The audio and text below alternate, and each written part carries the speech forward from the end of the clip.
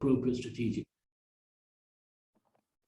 As part of this initiative, the Arbitration Committee of the Bahamas Financial Services Board has encouraged a complete revamping of the arbitration legislation. Although this has not yet come to fruition, the Bahamas' intensification of its pursuits to establish itself as a major international arbitration hub in the region is a testament to the fact that the demand for international arbitration is on the rise in the Caribbean. I'd like to make a point of note that the Bahamas was originally one of our chapters, our founding chapters, and we are proud to know that we even have the Bahamas branch coming out of the Caribbean branch, and we wish them all the best. Congratulations to them. The work in Barbados has been no less ambitious. Barbados' ambition is to establish itself, what I can see, as a regional hub for international arbitration, and is explicitly advocated in its legislation.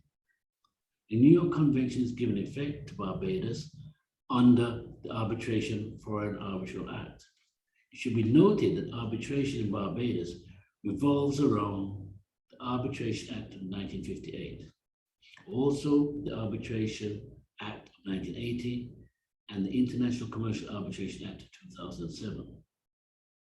Arbitration Act applies to domestic arbitration and international arbitration that are not of a commercial nature. According to Section 4 of the International Commercial Arbitration Act, two of its objectives are to establish in Barbados a comprehensive, modern, and internationally recognized framework for international commercial arbitration by adopting the UNCTAD model law, and to provide the foundation for the establishment in Barbados of an internationally recognized center for international commercial arbitration. It is also worth noting that Barbados is also engaged in discussions with the LCIA to establish an office on the island. I'm not sure if they've done so already.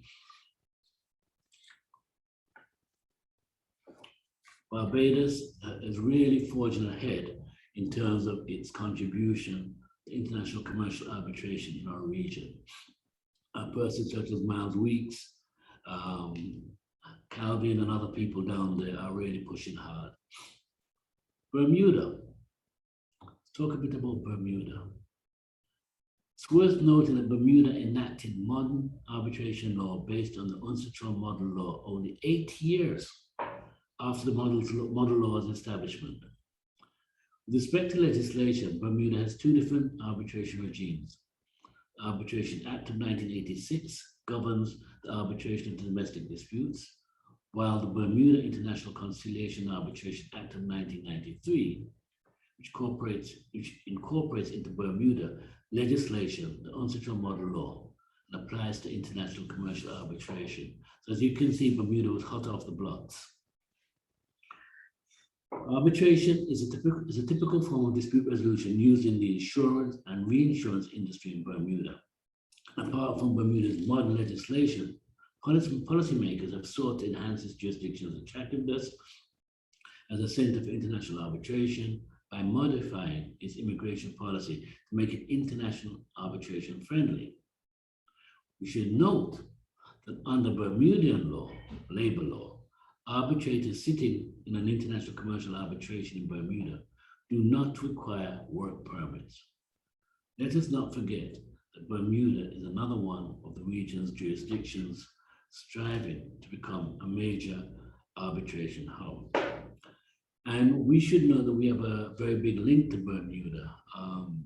Mr. Jeffrey Elkingson, who was a past global president, in the early days with myself, did a lot of work, gave of his time and energy and money, and came down to the Caribbean and assisted in training and spreading the word. We are very, very linked with Bermuda. I'd like to talk a bit about the British Virgin Islands, another one of our chapters. I can remember not too long ago, the BVI chapter of the Chartered Institute of Arbitrators was set up under the Caribbean branch. We're very proud of this jurisdiction as well, and the strides it's making. Persons such as Dawn Smith, Barry Leon, and Dancia Penn, just to name a few. The good work that's been done down there in the island should not go unmentioned. BVI aspires to become a nerve center, a go-to country for the resolution of international commercial disputes and to become the go-to country for international arbitration and all other forms of dispute resolution. We should note that arbitration legislation could be found in the BVI from the 1970s. In May 2014, the BVI government ratified the New York Convention, 1958. The BVI is also attractive because of the flexibility in its statutes. The Arbitration Act expressly provides, and this is for the ability of parties to an arbitration agreement to opt in and out of certain provisions. The BVI also allows parties to choose a governing law that is distinct from the seat of arbitration. It recognizes that the hearing venue, applicable rules, and the courts in which applications in aid of that arbitration is heard. The BVI also provides foreign parties contracting with a party in such a jurisdiction the opportunity to choose that jurisdiction as the seat of the arbitration. The law of a third-party jurisdiction is the governing law of the contract, but for the arbitration to be heard there in the British Virgin Islands, and for the British Virgin Island courts to have exclusive jurisdiction in aid of the arbitration. This example provides a neutral venue and an experienced commercial court to assist with interim matters in aid of the arbitration. It results in an award that is quickly and easily enforceable. The British Virgin Islands is also set up for virtual arbitration. With a legislation based on the Ulster Model Law, the BVI framework is flexible enough to support these hearings, or these types of hearings. In 2017, the government of British Virgin Islands passed a Labour Code Work Permit Exemption Order, under which persons coming into the territory to undertake select classes of business will be exempted from the requirement of a work permit. One class of persons captured by this exemption are persons coming into the territory to participate in one way or another in international arbitrations. The Dominican Republic has enacted a number of modern arbitration legislations based on the Ulster Model Law and is a party to the New York Convention. In a region where most of the economic powerhouses are Spanish-speaking, the Dominican Republic's vision of establishing itself as a hub for international arbitration does not seem so far-fetched. The DR Central America Free Trade Agreement calls for arbitration as the key mechanism for dispute resolution and has entered into 15 bilateral investment treaties with Argentina, Chile, Cuba, Ecuador, Finland, France, Haiti, Italy, Korea, Morocco, the Netherlands, Panama, Spain, Switzerland, and Taiwan, which submit disputes to international arbitration. Considering the Latin American countries have fiercely opposed international arbitration for most of their history, the DR is a perfect illustration of the rise of international arbitration in the region. Jamaica. Jamaica has been on the front foot for international commercial arbitration from the early days. First patron of the Jamaica chapter, which evolved into the Caribbean branch, is the renowned arbitrator Maurice Stoppy. Under his stewardship with myself, he led a team which partnered with and hosted the Chartered Institute of Arbitrators through the Dispute Resolution Foundation as early as 2007. International commercial arbitration in Jamaica is governed primarily by the Arbitration Act and the Arbitration and Enforcement Foreign Awards Act of 2001, which makes provision for the application of the New York Convention. Jamaica has been actively involved in arbitrations in the mineral sector, especially bauxite, and although dated, it ready from 1990 was designed to facilitate arbitration. Under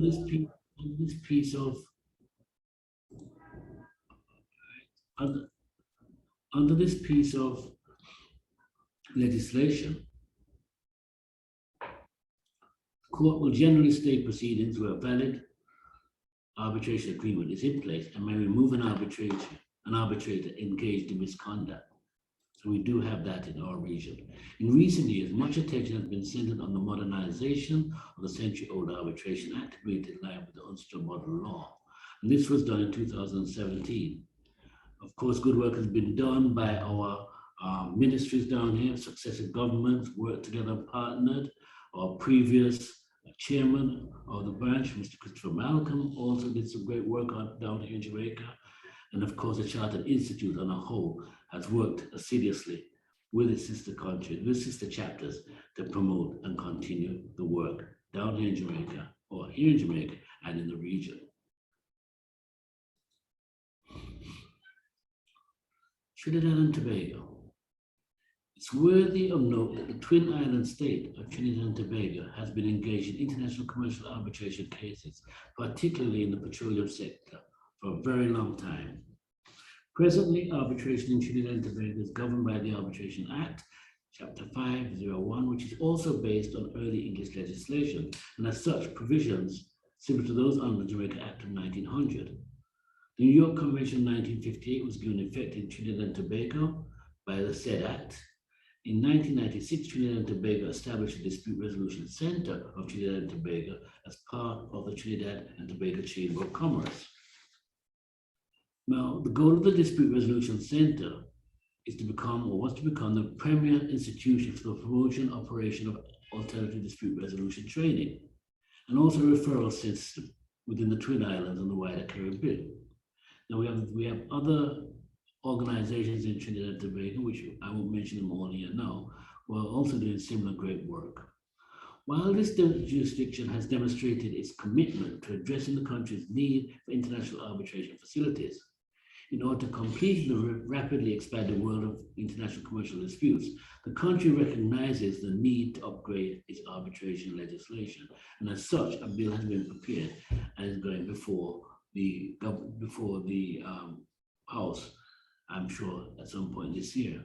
I'd like to also take time out to recognize the good work of the chair, Mr. Anthony Gafford, who has been with us in the trenches for a number of years, and of course, proponents of arbitration, Justice Pemberton, and a number of other persons down in Trinidad who have really worked hard with the Chartered Institute. In fact, out of Trinidad and Tobago, we had our first patron, I believe he's still our patron, Sir Dennis Byron, at the then time was the Caribbean Court of Justice President. So as you can see, we have a rich history of working together and building international commercial arbitration in our region. So let's talk a bit about the future of international arbitration in our region, the Caribbean. Let us make no mistake in recognizing that the adoption of arbitration as a preferred dispute resolution mechanism is accelerated across the region. We in the Chartered Institute of Arbitrators must be prepared to assist our jurisdictions in the region to keep on track to meet the demand for international arbitration facilities in this part of the world. Our Caribbean jurisdictions have come to appreciate the importance of international arbitration as one of the ideal dispute and settlement mechanisms in the rapidly evolving world of international commerce and trans-border transactions. Our jurisdictions, with the help of a number of institutions and government initiatives, have begun to upgrade the legal systems to cater to this market. Numerous jurisdictions in the region are now party to the New York Convention and the upgrading of domestic laws to cater to international arbitration, and this is gaining momentum. We must not play down the significant level of development for our region where the use of international arbitration has not been traditionally endorsed. It's very important we understand the work that the chapters and the member states are putting in to ensure that we're on the same footing. We have a lot to offer physically, and we've got the trained personnel down here. We started the race. It's a long race, it's a marathon, and we're going to get there at the end. However, it would be remiss of me if I were not to recognize some of our regional challenges. Many jurisdictions in the region still lack modern international arbitration infrastructure. Much of the legislation continues to be based on archaic models, better suited for the commercial transactions of their time, rather than the modern transboundary transactions that characterize global commerce in these days of digitalization and mega electronic commerce. I hope you're not hearing the noise outside, but this is our life in the Caribbean. For instance, Although the Institutional Model Law of 1985 is designed to assist states in reforming and modernizing their laws and arbitral procedure to consider the particular features and needs of international commercial arbitration in contemporary times, the majority of the jurisdictions of the Caribbean have not yet adopted any modern arbitration legislation. Let us remind ourselves that the United Nations have long gone down the road of online dispute resolution. As I said to you previously, as far back as 2013, I sat on a working group at the UN on behalf of the Chartered Institute for Arbitrators. So they're way down that road. Arbitration laws of Antigua and Barbuda, Dominica, Grenada, St. Kitts, Nevis, St. Lucia, and St. Vincent and the Grenadines, for instance, are all based on the English Arbitration Act of 1950. So while the English arbitration regime is governed by the Arbitration Act of 1996, former English colonies in the region have not upgraded their arbitration regimes decades after their independence. The New York Convention of 1958 has better representation in the region, but compared to the number of jurisdictions in this region, this is still a small representation. A review of the list of countries who are not yet to ratify the New York Convention includes Belize, Grenada, St. Kitts, Nevis, St. Lucia, and Suriname, just to name a few. Thus, to improve their domestic international arbitration regimes, it is suggested that these countries that have not updated their domestic arbitration legislation do so, as the benefits of upgrading their arbitration regimes can be significant. Additionally, it suggested that the countries whose domestic arbitration legislation is modeled after some outdated model should aspire to look towards constitutional model law for guidance in upgrading their arbitration laws at the very least. So in conclusion, international commercial arbitration has not been a completely ideal way to resolve international disputes yet, and yet still it is argued by proponents that it is the least ineffective way and comparatively better than the alternatives. Even though in domestic disputes, litigation in national courts may be preferable to arbitration, depending on the circumstances in each particular case, in international disputes, opinions are strongly in favor of international commercial arbitration, as the nature of international disputes differs from domestic disputes in many aspects. Further, we've reviewed and despite the disadvantages of this method, such as the possibility of biased private arbitrators, the difficulties of the enforcement process in some of the countries who are not members of the New York Convention, the opportunity of creating procedural rules in favor of one party, limited discovery rights, etc., it would be true to say that the pros outweigh the cons, and international commercial arbitration becomes more and more attractive with regard to its overwhelming flexibility and advantages.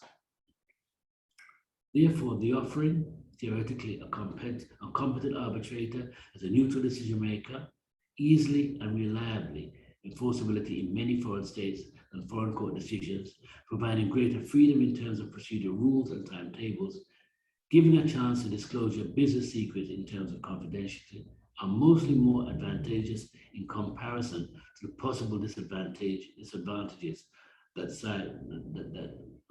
is characteristic of this particular mechanism. Therefore, as a most suitable way to resolve international commercial disputes, international commercial arbitration has come to be an accepted method of resolving international commercial disputes. So the impact of constitutional model law continues, in my estimation, to have a positive impact on the growth, development, and emergence of the Caribbean as an international commercial arbitration group of hubs. Chartered Institute of Arbitrators, Caribbean branch, continues to be a beacon of light for arbitrators and ADR practitioners. I really would like to thank you all for your attention, and God bless you all in your practices. Thank you. Thank you very much, John, for a presentation that I think has exceeded all of our expectations, although we knew it would be a great one. And I'm sure that this will be acknowledged a little bit later in today's program.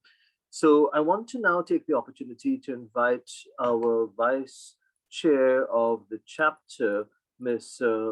Ria Manti-Sukram to field any questions that, of course, all participants are very welcome to post in the chat, or indeed, if we have the opportunity to, we will, of course, allow you to unmute and to pose the questions directly to John. So, Ria, over to you. Thank you. All right. Thank you, Judge. And good afternoon, everyone. And thank you, Mr. Bassie, for that wonderful presentation. I think you did such a fantastic job of providing this information. And, you know, we are indeed fortunate to have you present today. I'm also happy to see the number of participants this afternoon. I think right across the region, I saw Bahamas and Guyana in the chat as well. So we're on now to our question and answer segment. So I will field any questions. Feel free to use the raise hand icon so we can identify you, and you can then unmute yourself and ask the question. Or if you prefer, you can use the chat box to type any questions that you may have. Mr. Bassie, I do have some questions that I received from our chat box, so I can get that going. And the first question: can the various international arbitration centers regionally find some positive ways to cooperate and work together? Oh, that's more of a statement than a question. We as organizations are in the business of dispute resolution, right? So it is incumbent on us that we do find some way of communicating with each other and assisting each other as we go down the path. You know, I'd like to mention our branch chair, Mr. Miles Weeks, at our conference that we had recently. I know that Miles reached out to everybody in the region, all organizations, and asked them to come on board and be with us. And I thought that was really admirable. And it points out to us that although we are competitive, we are not in competition. I think you have to unmute though, Ria. Yes, I like that statement, yes. So thank you. Our second question, in your opinion, are domestic courts where the seat of the arbitration is based getting better in appreciating the benefits of arbitration and supporting the arbitral panels? I believe so. And I'll say that because if we recognize the backlog that courts are having, and of course, they are now turning very quickly to different types of ADR, alternative dispute resolution mechanisms, be it mediation or otherwise, or judicial settlement or what have you. They are now moving towards even private arbitration, court-ordered arbitration. So I would say, yes, they are. We are realizing now that litigation is good, but by itself, it cannot assist us in what we're facing. And do you think it's mainly as a result of globalization that really pushed the move towards arbitration and alternative dispute resolution within the Caribbean? I think, yes, I think globalization really fueled it. But I think that has been expedited with COVID, right? And that added a little bit of extra nitrogen in the tank to move us that much faster. I do believe that, yes, globalization is really moving at a faster rate now. People, the generations that are coming up, we're communicating faster. We want faster answers. And that goes for our justice too, and our access to justice as well. I was going to say that it's, you know, this access to justice really touches out on a number of different areas. You know, our youth, our communities, our judicial system, and our private sector too. So it's very important that we recognize that, yes. I agree. And I like how you began the session with that historical basis because of the growth of the business, globalization, and a move from that self-regulated system. It really does set the stage for an appreciation or greater appreciation of where we are today and where we are headed. Yes. Yeah. Just going to have a look at the chat to see whether there are any raised hand icons. Yes, and I see Miss Rampasad. Ms. Ramsad, would you care to please unmute yourself and ask Mr. Bassie the question? Yes, thank you very much, Chair. My question relates to non-commercial arbitration. And to what extent is it used? Because I see the focus tend to be predominantly on commercial arbitration. And if you can give me some examples of non-commercial arbitration or where it can be used non-commercially. Thank you. Okay. Arbitration, as you can understand, is a different type of dispute resolution mechanism whereby the parties come together and say to a person, for want of a better term, you are going to, with your expertise, be able to resolve this dispute for us. So you'll find a situation occurring where both parties may want a person to review something for them, whatever that may be, give them their terms of reference. In other words, these are the areas that we want you to resolve for us. It may not be a commercial matter.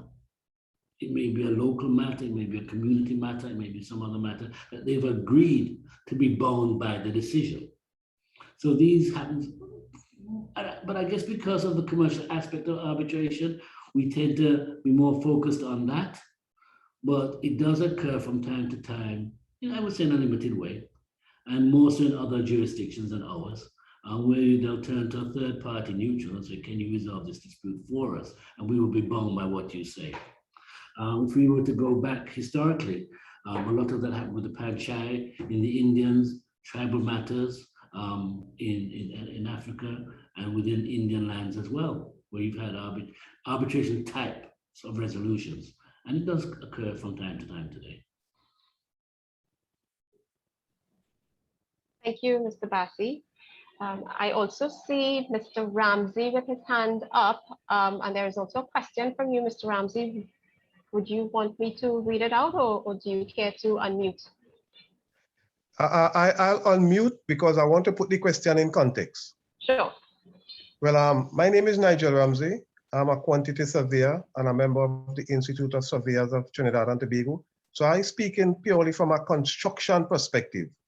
And what I was my thought process was in terms of when we do our contracts, we put in arbitration in there to settle dispute. But I want to know if there is data supporting that arbitration is cheaper than legislation, and the time that it offers in terms of settling dispute. I mean, we were taught that in school. We read about it all the time. But I want to know if there is data that supports it, that say arbitration is cheaper than litigation, and it's also less time consuming. Okay, thank you very much for that question, Nigel, if you don't mind me calling you Nigel. I, for one, will not be the first person to say to you that arbitration is cheaper than legislation. I won't say that because I don't have that. First and foremost, I don't have that data. And it's not necessarily true to begin with either. Arbitration can be quite expensive. However, like you said, putting it in context, if you look at a situation, say for instance, where parties are building, for argument's sake, football stadiums for 2024 World Cup, right? For argument's sake, in a particular jurisdiction, we know there are going to be issues of many sorts. We understand that.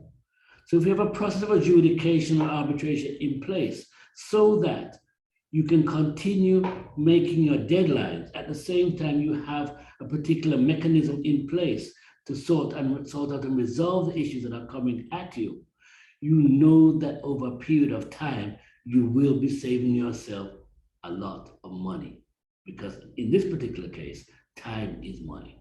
So to answer your question, no, I don't have the data. I'm sure it may exist. And whether or not I believe that arbitration is always cheaper, no, I don't. It depends on the circumstances. I hope that satisfies you, Nigel. Okay. Thank you, Mr. Bassie. And I also see Mr. Derek Outridge. Hi, good afternoon, Chair. Good afternoon, Mr. Bassie. I'm also from Trinidad and Tobago, quantity surveyor in the construction industry. The construction industry is made up of a prolific number of small and medium enterprises. And when one considers international arbitrations require a panel that might be 3 members, particularly where UN's Trill rule provides that where the parties have not selected the arbitrators before the contract has begun, that a 3-party panel is what is recommended in the UN's Trill rule. Now, the cost of arbitrators is very, very expensive. And small and medium enterprises, particularly would not be able to afford it. Is it that we are going to be excluding a particular sector from arbitration, and those who really, really need arbitration more than those with money? And I say this because I see it in the new bill that is going to Parliament for the Trinidad and Tobago Arbitration Act, in which it's adopted UN Trill rules. And this particular rule will particularly make arbitration or put it out of the reach of small and medium enterprises. I just wanted to get your context on that in terms of the cost. Yes, it's an excellent question, and it's very timely. And thank you, Mr. Aldridge, for that. What I would say is this: we cannot afford to exclude any sector of our economy, especially when it comes to access to justice. And I do agree with you, if we look traditionally at the cost of arbitration, it can be quite expensive. But I would draw your attention to other jurisdictions similar to ours, which part of my mandate, I don't speak out of turn, is to bring those jurisdictions together more in harmony so we can learn from each other. A lot of jurisdictions have used their private sector organizations to partner with organizations such as the Chartered Institute to say, look, you have the arbitrators trained. We have the organization. We can't afford some of these fees. Are you willing to work with us on, say, flat fees or banded fees that can provide us with the same level of expertise at an affordable price? So I say to Mr. Aldridge, as we discussed earlier on in this presentation, it is time for us to reach out to fellow sister organizations and you persons as well, the quantity surveyors. I mentioned Mr. Maurice Stoppy. As you well know, or may be aware, Mr. Stoppy is also a quantity surveyor. You make some of the most excellent arbitrators. Time for us to get together and put our heads together to see how we can help those in the economy who are not the Digicels of the world and the major organizations in the region and what have you, different organizations that are small to medium sized, but still need our assistance, assist them with their contracts. Yes, I hope I answered you, Mr. Aldridge. Yes, thank you, Mr. Bassie. And we really do see that there is an interest on such a topical issue from commercial to construction, really as to how the model will operate within the region, and perhaps with the added benefit of making our region more attractive, and what are some of the responsibilities of us as practitioners, and what we can expect as well from the model law and the intended legislation as well.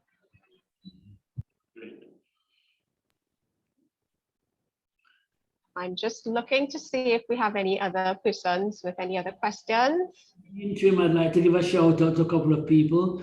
I see our past president, Shan Greer, is out there. Shan's done phenomenal work in our region. Shan was also started out as part of our educational chair.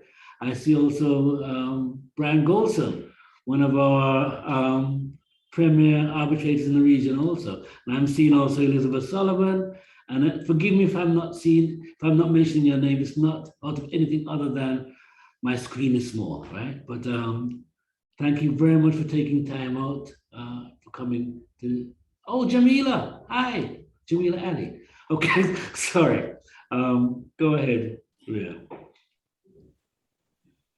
I see a question from Ms. Sami. Is it possible for the local branch to engage with the construction, tech, vocational sector that tends to have a contractual issues? from where I see it, it's possible, but I guess I know Anthony Gafour is very, very malleable to listening to different ideas and really good resource to really address that question to directly. And I would suggest after this forum to really sit down with Anthony and the team and see what can happen. And just to add what John has already said, I mean, I think at the local chapter, we're very, very open to having discussions with everyone. I mean, the whole purpose of the chapter is to ensure that we provide a suite of services, because I think it has to be recognized that separate and apart from arbitration, of course, mediation is also one of the key services that members can offer. So we're very much open to that. Thank you for John for broaching that issue.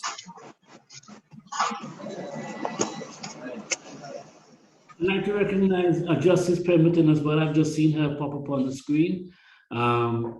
Justice Pemberton has been very instrumental in the growth of the branch and also the Trinidad chapter from many years ago. And just like to also thank her for her contribution to good work that's been done here in the Caribbean. Okay, thank you, Mr. Bassie. I don't see any other raised hand icons or any other questions in the chat. So perhaps we can move on to Edward to provide the vote of thanks. Yes, thanks, Ria. Well, I have the pleasure of thanking everybody here. Well, first and foremost, I'd like to thank Mr. John Bassie, of course, for a wonderful presentation and very especially relevant given the recent redrafting of the arbitration bill 2021, which was considered by our members and approved for adoption. So hopefully that gets passed soon. I'd also like to thank all the attendees for both your time and your participation. Without you, we would not have the this wonderful meeting taking place. And of course, my fellow members of the Trinidad and Tobago chapter for organization and all of the arrangements, in particular Ria, who designed the wonderful flyer.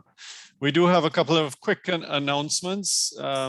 We do have some upcoming webinars. I believe the next one should be scheduled in November, and the date is to be decided, but please stay tuned for that.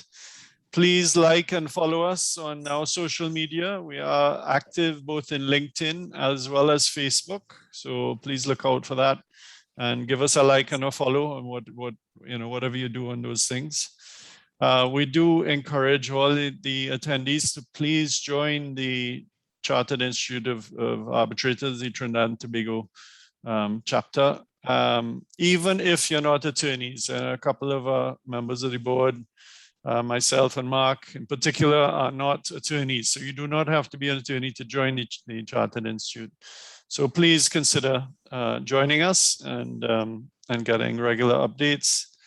And finally, I'd like to remind everybody that we will send out a feedback survey. We need your input, some ways that we can improve and help serve you better.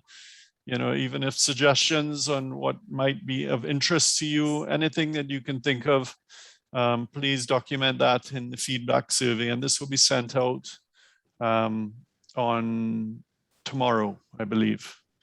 And with that, I think we can close the meeting. Ria? Yeah, I'd just like to add my own thanks to Latoya Batiste, our Education Training Officer, who also did considerable groundwork and indeed has managed the process today. So thank you also, Latoya.